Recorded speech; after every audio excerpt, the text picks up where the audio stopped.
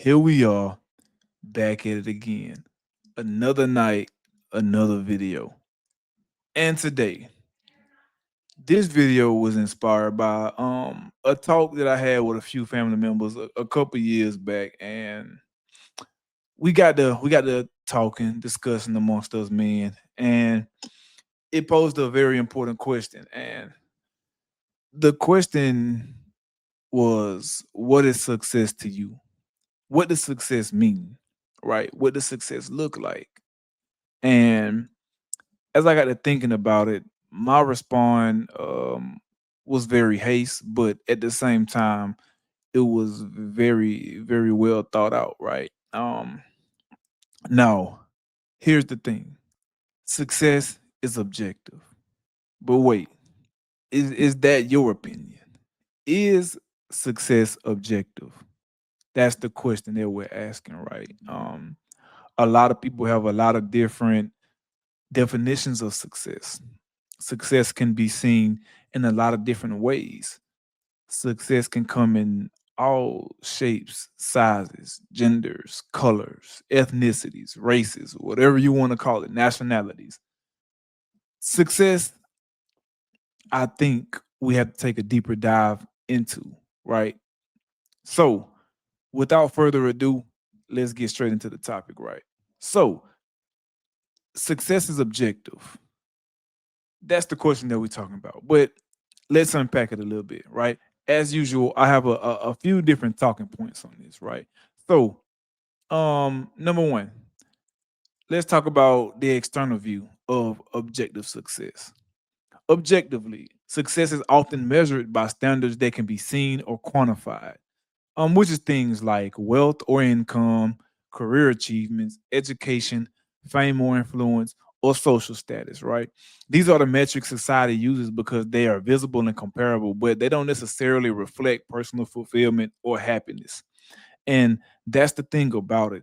If you're determining success by personal fulfillment or happiness, then you may have different metrics, right?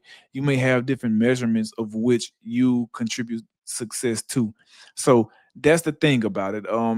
If you're reflecting on like I say, personal fulfillment or happiness, then the things which you measure success by may be a lot different. All right.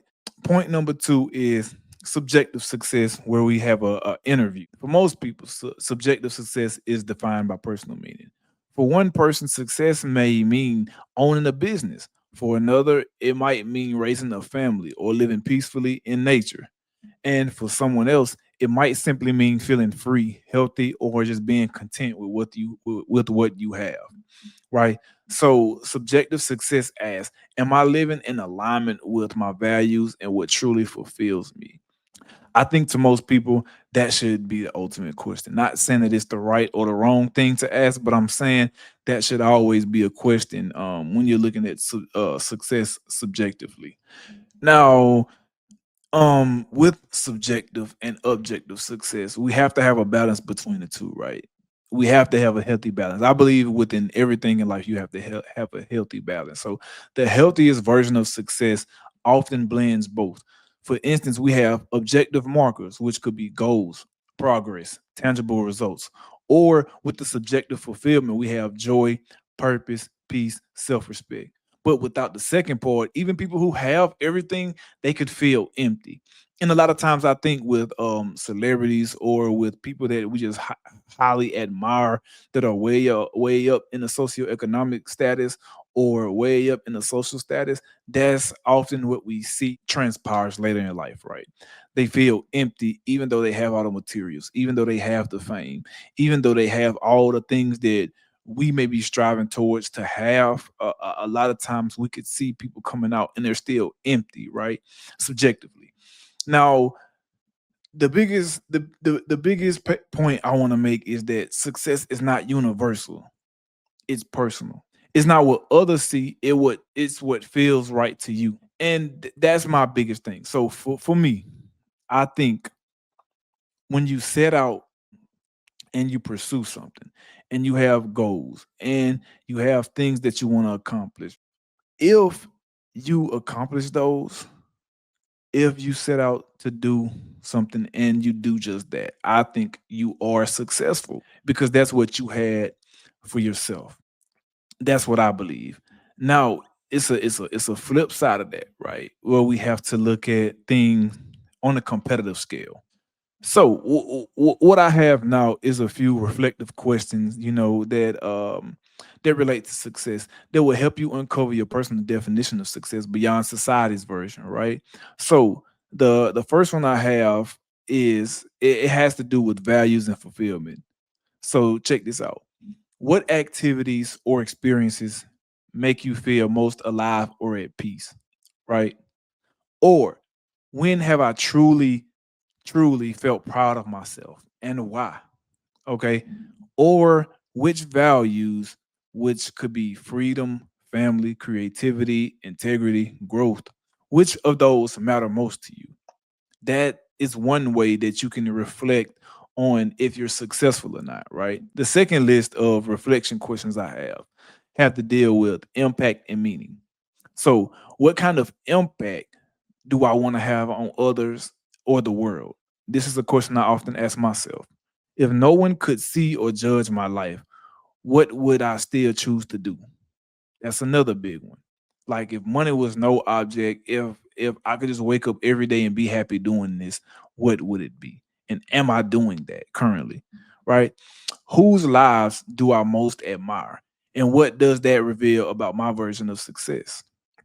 This is one I used to struggle with. Okay. This is one I used to struggle with because the people that I look up to, extremely talented, extremely gifted by God, right?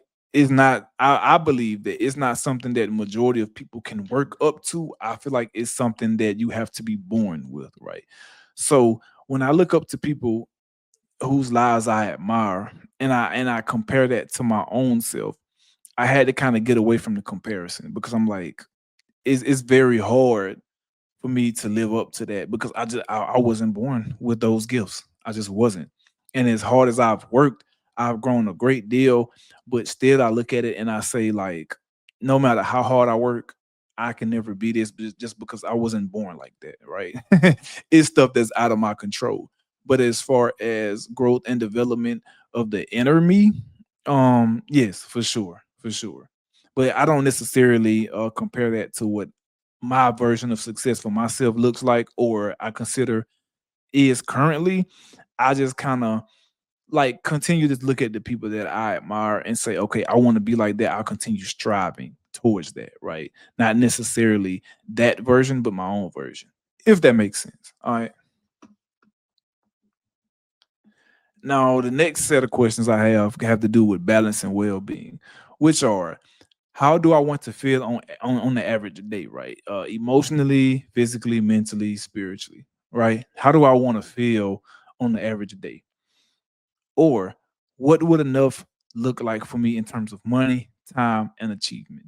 This is a big one because I've always said I'm not one of the guys like I respect the entrepreneurs who want to go out there and have the take over the world mentality and have the I want to conquer and dominate this industry and things like that. I respect people like that. But for me, I know in at least in my life, I've always said that I'm fine with having enough for me and enough to take care of others, right?